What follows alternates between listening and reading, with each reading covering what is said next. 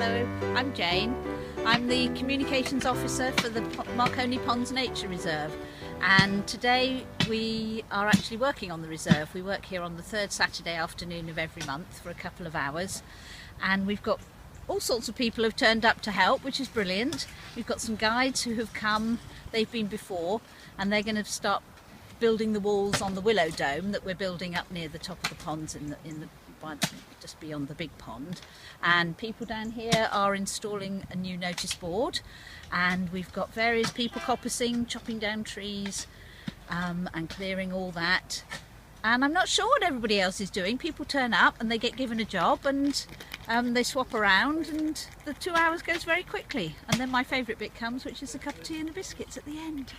Well, this land was given to the council when the housing was built. I think part of if you do a big housing development, you have to give land for community use. So this was given to the council, and it's developed by a group of friends, a group of volunteers. And we've been working here for about the last 5-6 years. And it's really to sort of benefit the wildlife and benefit the local community. It's only a small nature reserve, and it's not any special scientific interest. So we can more or less do what we want, which means we can build a willow dome or build the activity trail, which we did a couple of years ago. And it's just to sort of encourage people to come out and use a really beautiful place that's right on their doorstep.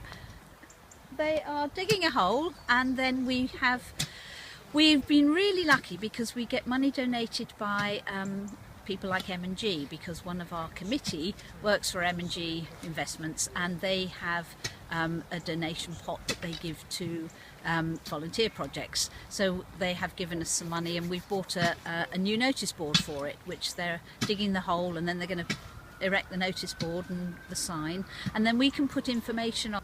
Good afternoon, I'm David. I'm a member of the Marconi Ponds Nature Reserve, and today we're putting up an additional sign at the entrance to the reserve just to inform the public, make them all aware what this asset is to their Chelmsford.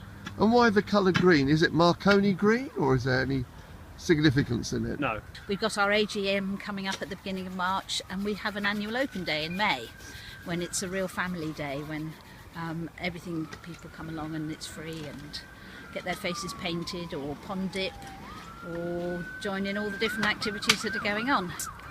It's the third Saturday in May. I think it's May the 16th, but we always meet on the third Saturday of every month. So the open day is from 1 o'clock till 4 o'clock on that third Saturday in May. It's a different sort of day. We have all sorts of people who turn up to work on the nature reserve, and sometimes they're people who are really interested in wildlife, and they're not so interested in coming to a family activity day. So in a way we cater for everybody, which is really good. The nature reserve is more or less divided into two parts. We're standing in the part that we call the ponds, where there's a big pond and a smaller pond, and there's also a marshy area which gets flooded and is pretty damp most of the time because different creatures like different habitats. And it's mostly the ponds and the wooded area where we were before. So the ponds here are closed to the public unless we're working here, and it's more or less to keep the wildlife safe and to stop people dumping stuff in the ponds. We have foxes, we have had badgers in the past, we have water rats, we have lots of amphibians, lots of frogs and toads and water shrews. And we had a muntjac deer for about 3 years, and we thought he was a he, and we turned out to be a she, because we set up a page on Twitter and got people to tweet when they saw her. And in fact we had tweets about her looking very fat, and then she produced a fawn, and she had a fawn for about 3 years running, and then we haven't seen her for about the past 2 years. But we think that she may have been part of the herd up at Highlands and have followed the river down, and whether she went back there or we don't know, but we haven't seen her for a couple of years. She could get in and out when she wanted, so. But part of the ponds we haven't developed at all, so the part where the railway bank is completely isolated. Nobody ever goes there, so the wildlife know that's safe. Munty, we called her Munty. She looked like a big dog, and she was quite fearless. She turned up, in fact, and walked along the path during one of our open days. That was when we first saw her, and various people who walked past would tweet and say, "Oh yes, we saw Munty today." And people tended to see her early in the morning and then in the evening.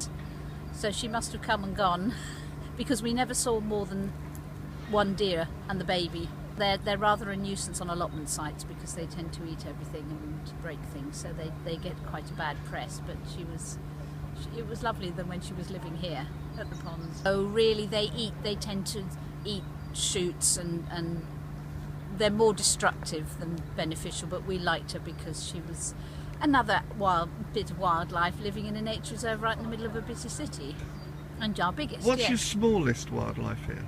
Well, I suppose when the frogs are born, they're about the size, little tiny black frogs, and they're like, you see movement in the undergrowth, and there are literally hundreds and hundreds of little tiny frogs, and they're about the size of your fingernail, and they just ping about.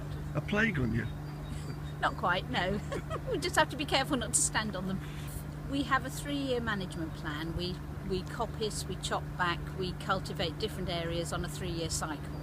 And really we aim to provide as many different sorts of habitats as possible, so as many different sorts of wildlife can live here.